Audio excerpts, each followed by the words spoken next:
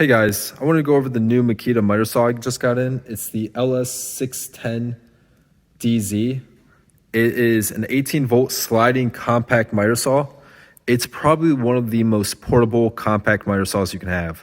It's only 6.5-inch blade, so if you don't mind a smaller blade more for trim work, this is one of the best saws I've ever owned. It is made in Japan and unfortunately is only sold in Japan. So I had to get this shipped here all the way from Japan, which wasn't cheap. I wish they would sell it in the US because if you're somebody that likes a compact miter saw, this is hands down probably the best miter saw I've ever had.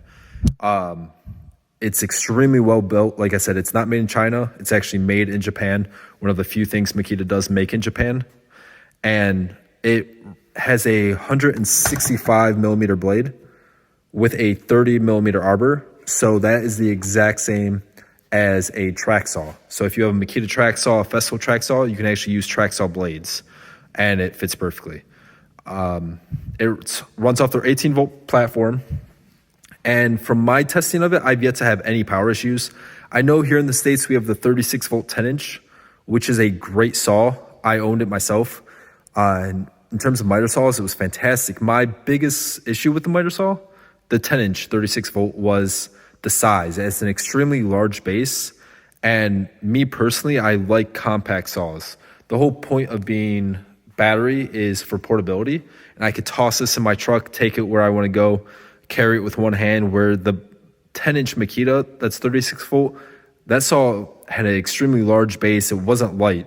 It was a great saw, but for the size of it, I would pretty much prefer the corded, where if I'm going to go cordless, I like something really compact.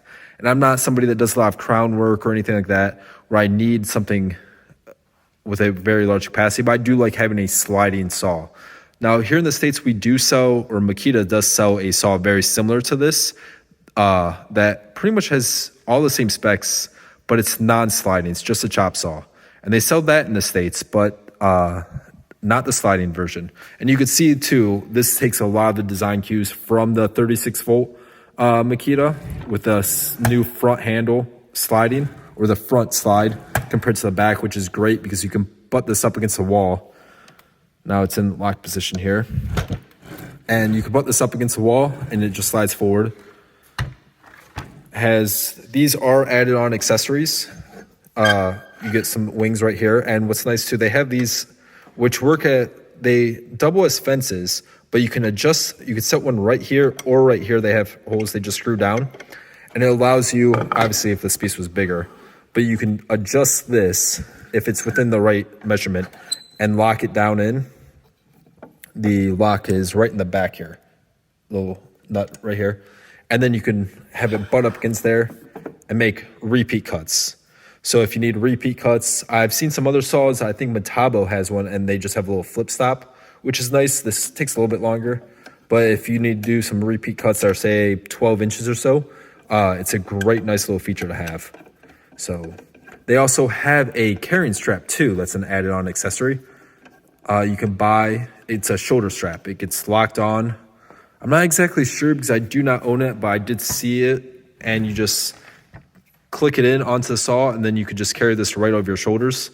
I don't know how comfortable that would be, but it's a nice accessory. It has a work light, or a laser, that can be tuned in right here. You could dial it in. And then a work light also. As for this light, it is a nice LED light, and I use it often, but if you use some other saws with lights, say the DeWalt 780, I kind of like having it on top of here because it will give you a kerf line. This more is just lighten up your work.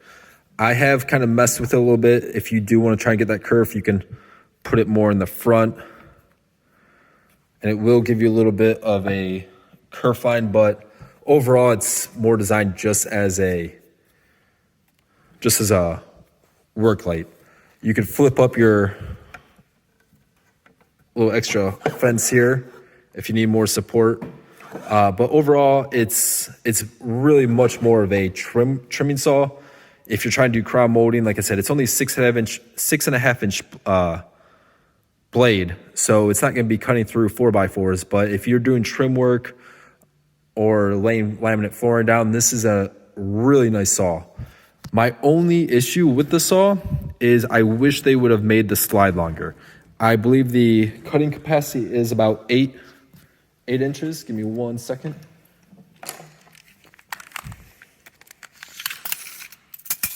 We'll see. 7.5. It's just under 7.5 inches is the cut capacity. I would have liked if they could have made it longer. I know Metabo HTP has a similar saw like this that's made in Japan, and it's a very compact saw just like this. It also has a very premium price tag of around $1,200. But it's similar size, but it has a cut capacity of, I think, 12 inches, maybe even 14. So I'm not sure why. I'm not sure if maybe they were afraid of some deflection or slop if they made these rails too long. But if this saw had, say, a 12-inch cut capacity, it would probably be hands down the best miter saw I've ever owned in my life. But even still, if I need something too big, there's a rare time that usually if something's around 14, 15 inches, I'm going to take out my track saw, use on my MFT table anyways, and I'll use my track saw for it. But every single thing about this saw is exactly what I would look for. Again, it just runs off an 18-volt battery system. Now, they do have this exact same saw in Japan that is on Makita's new 40-volt battery line. That hasn't came out here in the US, but it will be. And I believe it just came out in Canada, the new 40-volt line battery.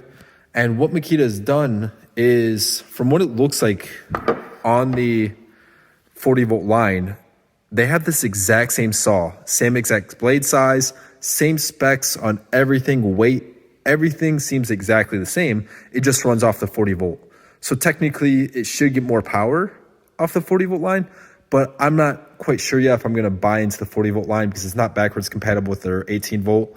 So you're pretty much buying into a whole new battery line. And for me, my work with this so far, I have not ever had an issue with the power. So I know it's only running off 18-volt, but it's been great for me. I'm not doing too much hardwood. I've got some cherry right here that I can show you guys how it cuts through there. But other than that, the 18-volt has worked great in terms of power. It's extremely well made. Like I said, this is probably the best miter saw I've ever had. You can hear the detent. It has very strong locked-in detents. Just everything about the saw is very well built, extremely stable. The dust collection is surprisingly extremely well. It does have the adapter back here. I've been using it with my Festool shop vac. I actually did have to make a separate adapter because my 27 millimeter hose did not fit in there.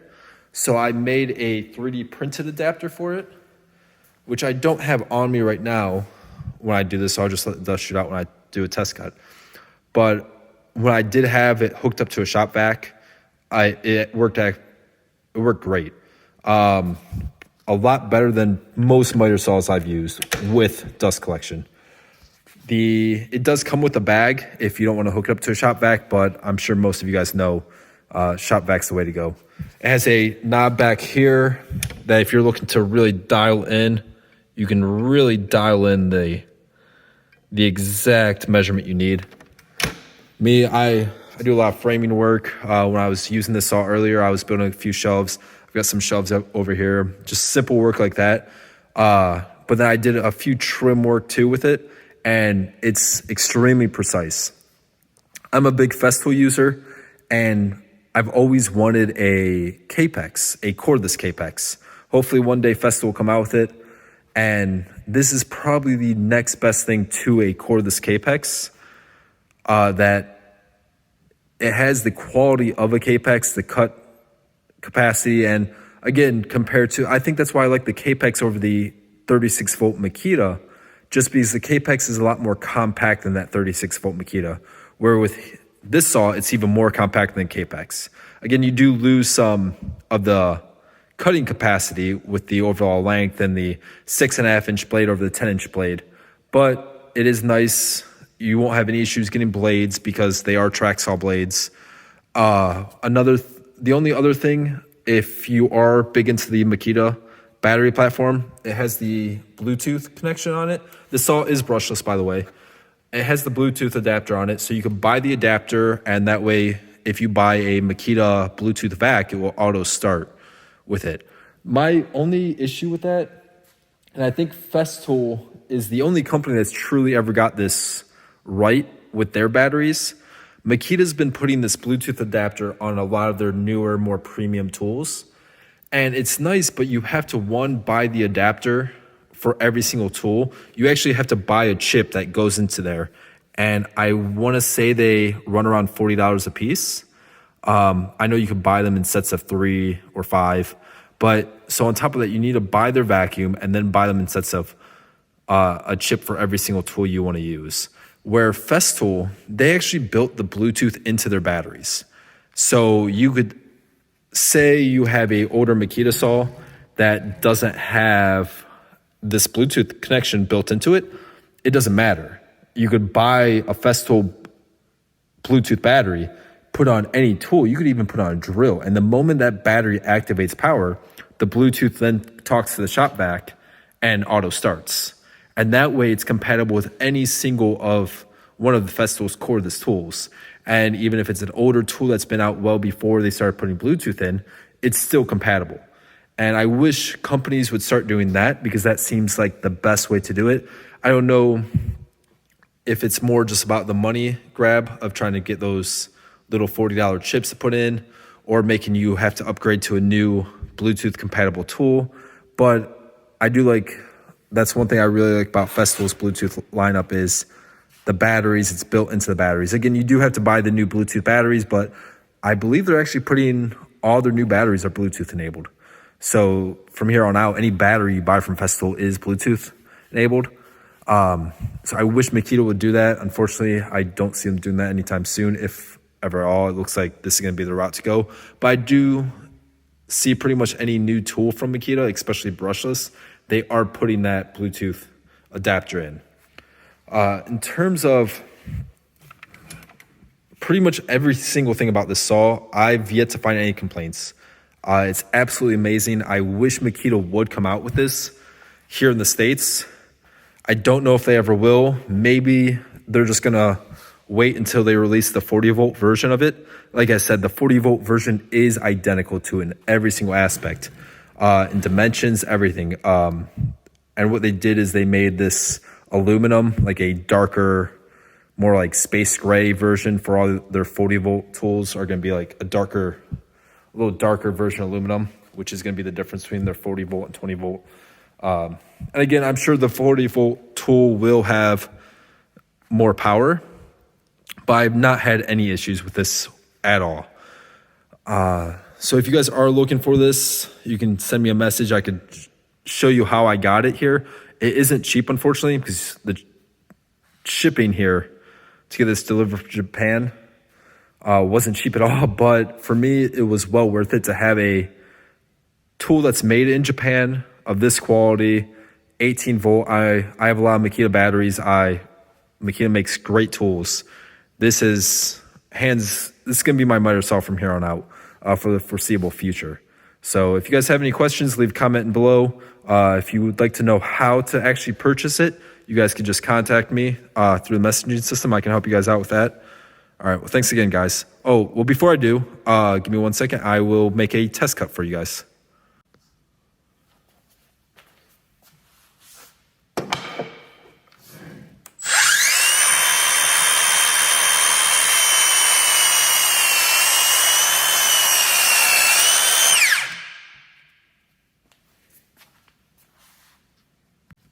So as you guys can see there, this is about an inch thick of cherry, and it had absolutely no issue going right through it. It's a little bit under an inch, but it doesn't bog down, blade doesn't stop, you don't lose any RPMs. It cuts extremely well. I've yet to notice, and I think my battery actually is only about half charge. So I'm not even running on a full battery. I've yet to, anything I've thrown at this thing has been great. So like I said, I'm sure the 40-volt line, when they come out with that, is going to have more power to it. But if you're already in the Makita 18-volt battery lineup, you're not going to have any issues with the saw at all, especially for It's only a 6.5 inch, so it's not like you're gonna be cutting through 3 inches or 4 inches of oak. And even then, I'd be surprised if you take it nice and slow if this has any saw or any issues cutting through anything. Because anything I've thrown at it, it's had no issues. So again, if you guys like to know how to get one, just send me a message. Any comments, let me know. Also, these are additional. I'll try and leave the part number for these in the description below. I had purchased 2. They come in, when you buy them, it's just one at a time. Honestly, I think you only really need one. For myself, I only ever use this left one. I kind of bought 2 just because, you know, if you're getting it shipped from Japan, I didn't want to buy one and be like, oh, I want 2. But realistically, one's all you really need. So I'll leave the part number for this in the comments. And this is a nice accessory. I don't know if this is compatible with any of their other saws, though.